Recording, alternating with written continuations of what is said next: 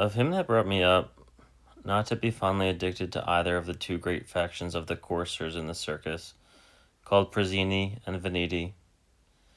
In ancient Rome, the Praesini and Veneti were not just sports teams. They were entire social movements.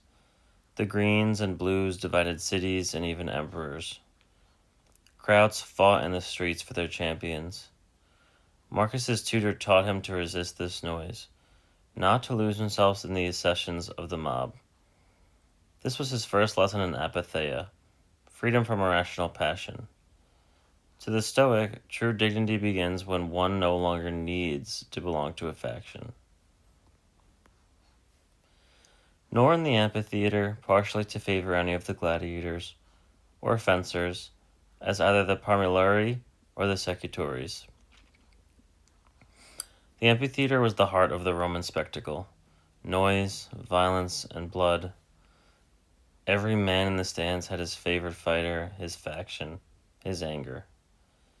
But Marcus learned restraint.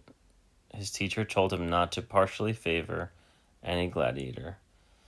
To watch without cheering was not apathy, it was training the soul to observe without losing control. Even in childhood, Marcus was being prepared to rule himself before he would ever rule others. Moreover, to endure labor, nor to need many things. Here the tutor moves from public restraint to personal discipline. To endure labor and need few things was the old Roman ideal of frugalitas. Frugality, endurance, and independence. This was counterculture in the luxury of the Antonine court.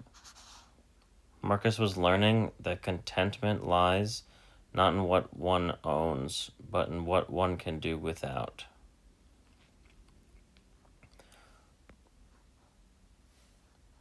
When I have anything to do it myself rather than by others. This short instruction reveals how Marcus viewed responsibility. In an empire of servants and delegation, he was told to act personally, to rely on his own effort and judgment. The lesson is not about manual work alone. It is about self-sufficiency. He who depends least on others is freest in his will. Not to meddle with many businesses.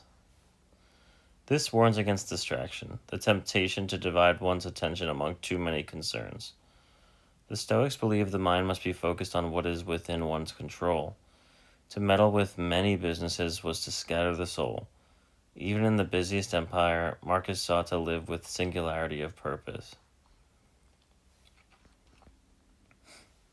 And not easily to admit of any slander. Finally, the tutor cautions against the corruption of rumor.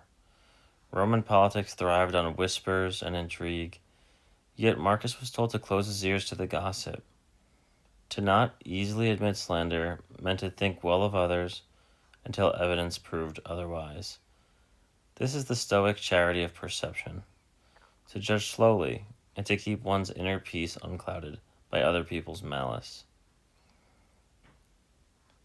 Section 2 is a portrait of early formation, a child being trained to separate himself from the crowd, from indulgence, from distraction, and from idle talk. Before philosophy gave him arguments, it gave him habits. The young Marcus learned to stay still while the world shouted around him.